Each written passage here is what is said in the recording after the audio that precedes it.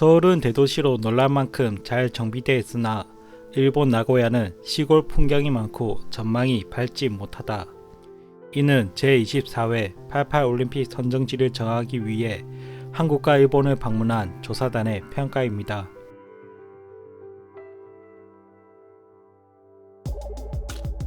88 서울 올림픽 유치 전에 한국은 일본이 선정이 될 것이라는 외신들의 평가를 뒤집고 기적이라 불리며 올림픽 유치에 성공합니다. 한국에선 올림픽 유치 성공에 분석하면서 이 공로를 정주영 회장에 맞추고, 일본은 전자시계 같은 당시에는 고급 선물 공세를 했지만 한국은 꽃을 선물로 IOC 위원들을 감동시켜 올림픽 유치에 성공했다고 말합니다. 이게 틀린 말은 아니지만 한국 사람들이 잘 모르는 비하인드 스토리가 있습니다. 88 올림픽 유치전 당시 일본의 경제력은 대한민국보다 월등했습니다.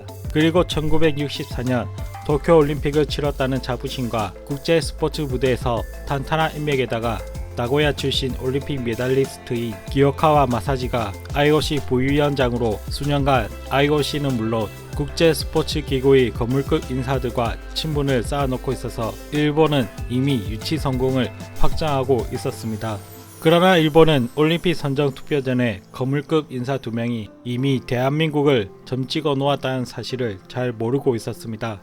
1981년 3월 11일자 전문으로 IOC는 국제스포츠기구 조사단의 파견 계획을 대한민국에 통보합니다. 그리고 3월 28일 미국 NOC에서 돈 밀러 사무총장이 ANOC 대표 중 한 명으로 대한민국으로 조사를 옵니다. 돈 밀러 총장은 대한민국과 특별한 인연이 있었다는 것을 일본은 간과하고 있었습니다. 돈 밀러 총장은 1954년 주한미군으로 2년 동안 대한민국에서 근무하면서 폐허 시절의 대한민국의 모습을 쏙쏙들이 알고 있었습니다. 25년 만에 다시 찾은 돈 밀러 총장 눈에는 폐허가 된 서울이 아니 그동안 발전한 서울이 보였습니다. 그리고 조사단은 4월 28일 서울과 나고야에 대한 조사 보고서를 IOC에 제출합니다. 서울은 대도시로 놀랄 만큼 편의시설 등 인프라 구축이 잘 돼 있는 반면 나고야는 비교적 작은 도시로 정비는 잘 돼 있으나 시골 풍경이 많았다. 스포츠 시설의 경우 서울은 대부분 경기장을 건설하고 있으나 나고야는 제반 시설이 계획 단계에 머물러 있었다. 숙박 시설도 서울은 큰 문제가 없지만 나고야는 전망이 밝지 못하다.